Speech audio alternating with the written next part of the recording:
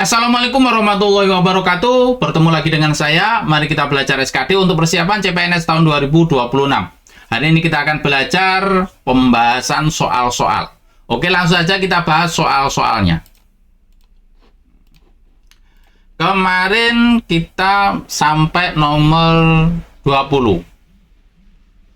Berarti sekarang nomor 21.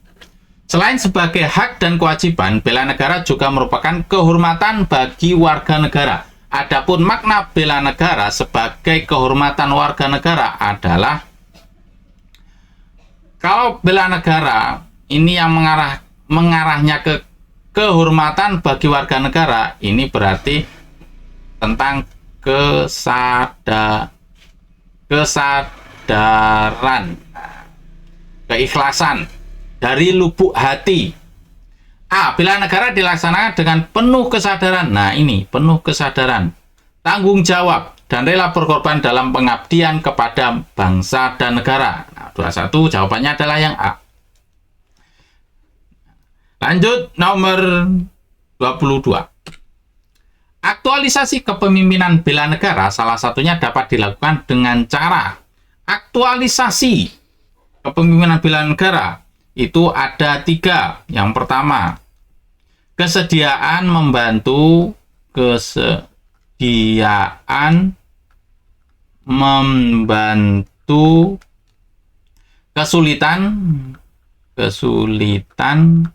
masyarakat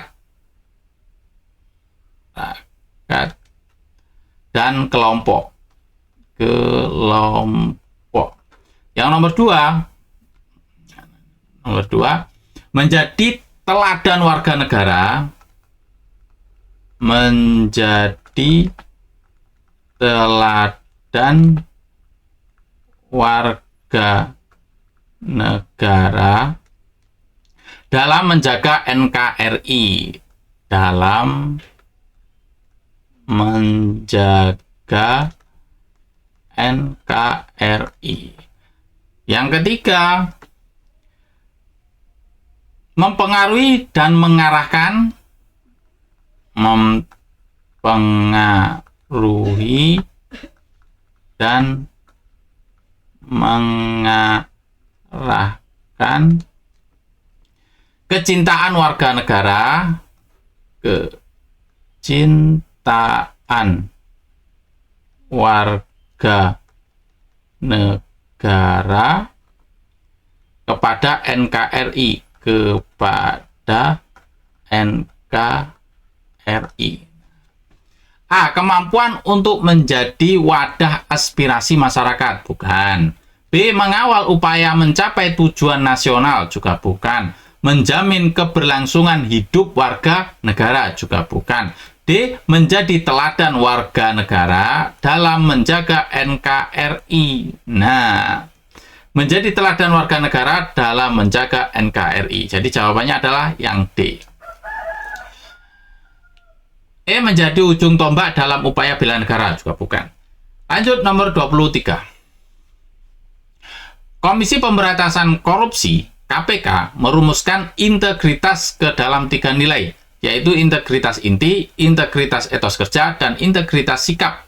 Berikut ini yang merupakan sikap dalam nilai integritas inti menurut KPK adalah A. Tanggung jawab, ini inti. Kerja keras, ini etos kerja. Mandiri, ini etos kerja juga. Etos kerja. B. Sederhana itu etos kerja.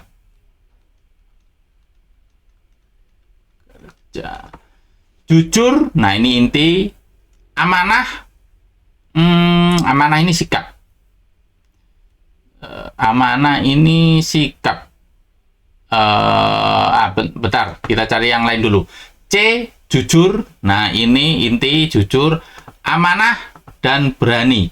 Berani ini sikap. D. Jujur, ini inti. Tanggung jawab, inti.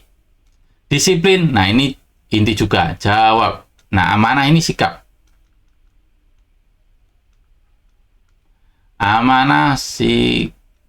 Oh, ini nggak termasuk integritas ini, 9 integritas ini, amanah ini. Yang peduli, ini sikap. Kalau mandiri, etos kerja.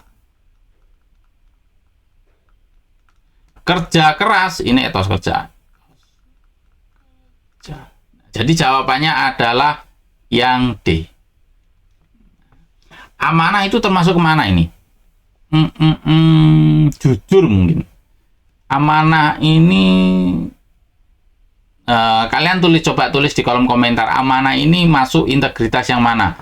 Apakah inti atau etos kerja atau sikap? Sikap ya, tulis di kolom komentar. Lanjut nomor 24. Raden Ajeng Kartini melalui usahanya serta kegemarannya menulis surat kepada sahabatnya di Belanda berhasil memperoleh beasiswa untuk melanjutkan pendidikan ke luar negeri. Sayangnya karena harus menikah dan berfokus kepada kehidupan setelah menikah, ia memutuskan untuk menawarkan beasiswa tersebut kepada sahabatnya Kiai Haji Agus Salim. Meski demikian, Kiai Haji Agus Salim menolak tawaran itu karena merasa beasiswa tersebut bukan hasil dari usaha atau jerih payahnya sendiri.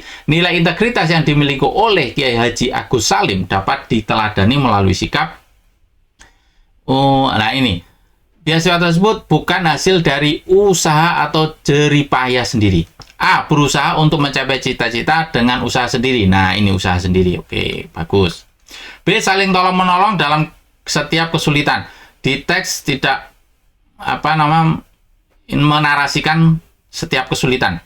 C. Menghargai bantuan orang lain.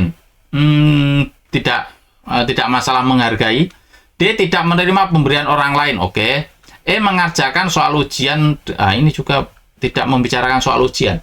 Jadi antara A dan D, ya ini usaha sendiri. Dia diberikan, berarti kan bukan usaha sendiri. Berarti jawabannya adalah yang A.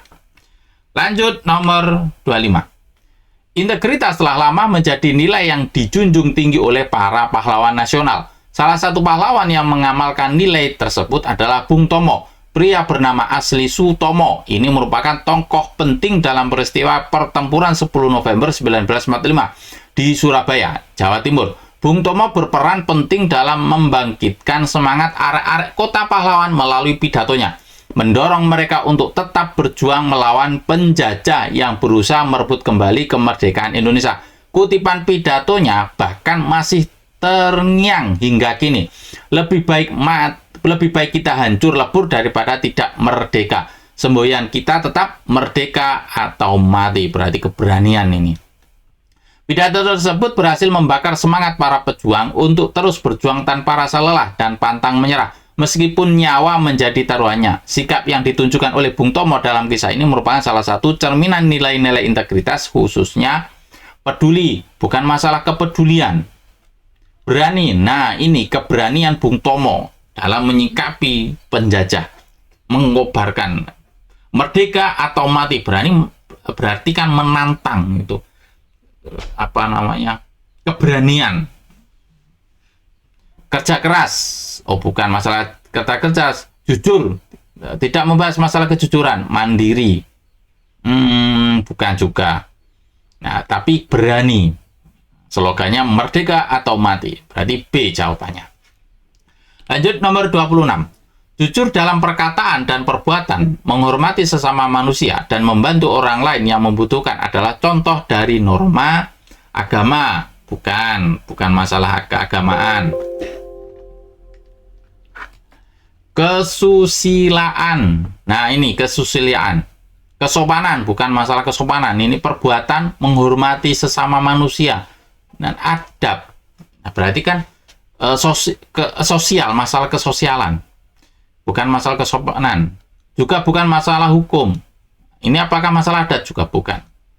Kesusilaan. Kesusilaan ini membahas tentang dari lubuk hati yang bisa membedakan mana benar atau salah.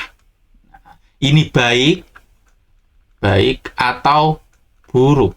Nah, itu berhubungan dengan kesusilaan. Jadi 26 adalah B. 27. Berbagai suku bangsa yang beragam dapat berkomunikasi satu sama lain menggunakan bahasa Indonesia tanpa kehilangan identitas kesukuan serta tetap mempertahankan nilai-nilai sosial budaya dan bahasa daerahnya. Pernyataan tersebut menyatakan fungsi bahasa Indonesia sebagai lambang kebangsaan bangsa Indonesia. Bukan, ini masalah komunikasi. Ini kan mana? Suku dapat berkomunikasi. Nah ini dijelaskan, berkomunikasi. Lambang identitas nasional juga bukan. Alat penghubung antar daerah. Oke. Untuk menghubung. Alat penghubung antar kebudayaan juga oke. Alat pemersatu bangsa. Nah ini alat pemersatu bangsa. Ini juga dipaparkan dalam Sumpah Pemuda. Bagaimana? Alat pemersatu adalah bahasa Indonesia. Bahasa Indonesia digunakan untuk alat pemersatu bangsa Indonesia. Jadi 27 jawabannya adalah yang E. Nomor 28. Kata tidak baku yang ada di dalam wacana di atas adalah, nah kita lihat saja. Kita lihat jawabannya ada. Jawabannya saja. Orang tua, karir, ini benar, karier, benar, internasional juga benar, konten juga benar, merelakan, ini juga benar. Orang tua ini seharusnya dipenggal. Orang, tidak disambung. Orang tua ini seharusnya tidak disambung. Orang, terus spasi, tua. Nah, ini yang benar. Orang tua. 28 jawabannya adalah A. 29. Pokok pikiran wacana di atas adalah, nah kita cari. Kalimat utamanya, Putri Aryani berhasil membuat Putri Aryani berhasil membuat bangga masyarakat Indonesia setelah berhasil masuk ke ajang pencarian bakat internasional America Got Talent. Nah, ini kalimat pertama. Terus kalimat kedua, perjuangan Putri tidak mudah dan tidak lepas dari peran orang tua. Apakah ini menjelaskan kalimat pertama? Nah, ini kan Putri Aryani berhasil membuat bangga bangsa Indonesia setelah berhasil masuk ke ranjang pencarian ini kan. Tapi kalimat kedua ini tidak menjelaskan. Tiba-tiba perjuangan Putri tidak mudah dan tidak lepas dari peran orang tua. Kita lihat kalimat terakhir. Nah ini, Putri mampu menjadi seorang anak yang mampu membuat bangga orang tua serta masyarakat Indonesia. Ini kalimat terakhir ini juga tidak menjelaskan kalimat pertama. Ya kan, tiba-tiba kan Putri mampu. Nah ini seolah-olah kan sejajar. Kalimat pertama ini kan Putri menjelaskan Putri berhasil membuat bangga masyarakat. Terus paragraf terakhir, Putri mampu menjadi seorang anak yang mampu membuat bangga orang tua. Ini tidak menjelaskan kalimat pertama. Berarti ini termasuk ineratif. Kalimat utamanya berada di tengah kalimatnya. Kita lihat. Perjuangan Putri tidak mudah dan tidak lepas dari peran orang tua. Kalimat ketiga. Orang tua Putri Aryani harus merelakan waktu mereka, perhatian mereka lebih banyak dicurahkan kepada Putri. Berarti menjelaskan tentang orang tua Putri Aryani. Menjelaskan kalimat kedua, perjuangan Putri tidak mudah dan tidak lepas dari peran orang tua. Nah, menjelaskan ini peran orang tuanya bagaimana? Orang tua Putri Aryani dijelaskan. Ini penjelas dari peran orang tua, ya. Orang tua Putri Aryani harus merelakan. Nah, perannya orang tua ini dijelaskan di kalimat ketiga, yaitu perannya adalah ini mereka lebih banyak dicurahkan kepada Putri. Kemudian ayah Putri Aryani ini kan menjelaskan orang tua juga. Peran orang tua apa saja? Orang tua ini kan ada ayah dan ibu. Nah, ini menjelaskan orang tua ayah. Orang tuanya yang ayah dari pihak ayah Putri Aryani sampai harus rela keluar dari kerja. Nah, ini adalah peran dari ayah. Tidak mudah menjadi orang tua. Nah, ini juga menjelaskan dari anak berkebutuhan khusus. Ibunda putri ini menjelaskan ibunya putri. Berarti menjelaskan kalimat kedua. Berarti sudah jelas dari sini kalimat utamanya ada di kalimat kedua. Nah, berarti A, perjuangan Putri Aryani membanggakan orang tuanya, bukan. Peran orang tua. Nah, ini peran orang tua dalam kesuksesan Putri Aryani. Nah, ini B jawabannya. 29B. 30. Kata berkebutuhan khusus dalam wacana di atas adalah contoh dari majas personifikasi. Kalau personifikasi itu adalah benda mati seperti benda hidup. Contohnya, angin membelai rambut. Nah, angin ini kan benda mati. Membelai itu kan pekerjaan dari orang yang hidup, makhluk hidup. Membelai rambut. Angin diperlakukan seperti makhluk hidup, itu adalah personifikasi. Kalau litotes itu merendahkan diri gitu loh. Contohnya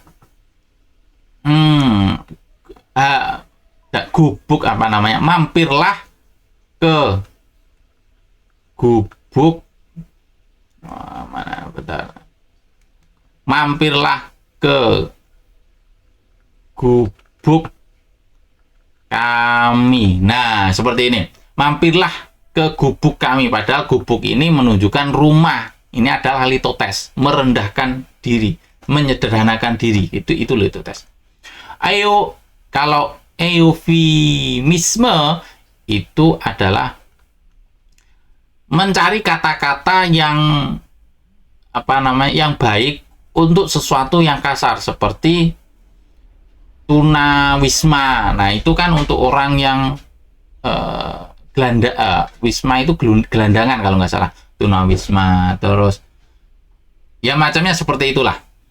Nah, itu majas eufemisme, menggunakan kata yang lain untuk tunanetra. Nah, itu untuk orang buta. Kalau menggunakan kata-kata orang buta kan kasar, terdengar kasar. Tapi kalau tunanetra kan lebih dianggap lebih lebih sopan gitu, lebih baik, lebih bagus gitu loh. Kalau majas asosiasi itu adalah membandingkan dua hal yang berbeda. Contohnya, wataknya keras seperti batu. Batu ini kan benda. Watak itu kan watak ya ya watak. Tapi di sini wataknya keras seperti batu.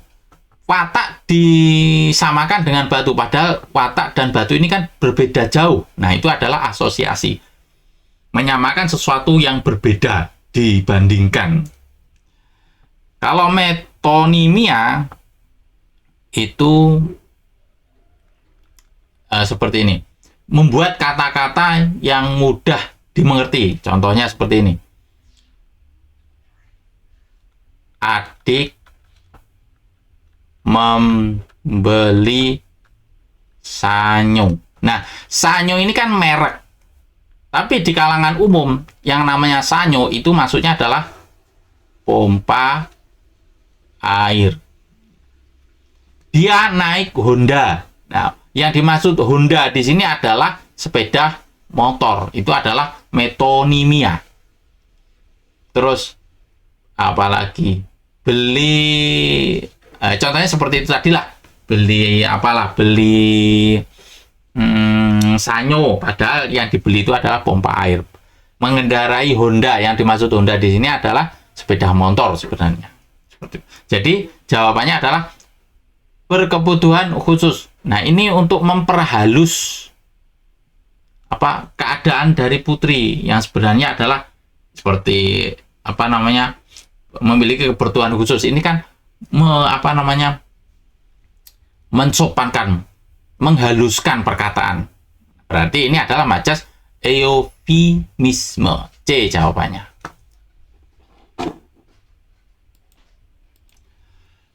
Sepuluh soal sudah kita bahas, semoga bermanfaat untuk kita semua, dan semoga di tahun ini, di tahun 2025, kita lolos PNS dan menjadi PNS. Al-Fatihah. A'udzubillahi minasyaitonir rajim. Bismillahirrahmanirrahim. Alhamdulillahirabbil alamin. Maliki yaumiddin. Iyyaka na'budu wa iyyaka nasta'in. Shiratal mustaqim. Shiratal ladzina an'amta 'alaihim ghairil maghdubi 'alaihim waladdallin. Amin. Terima kasih. Saya akhiri. Assalamualaikum warahmatullahi wabarakatuh.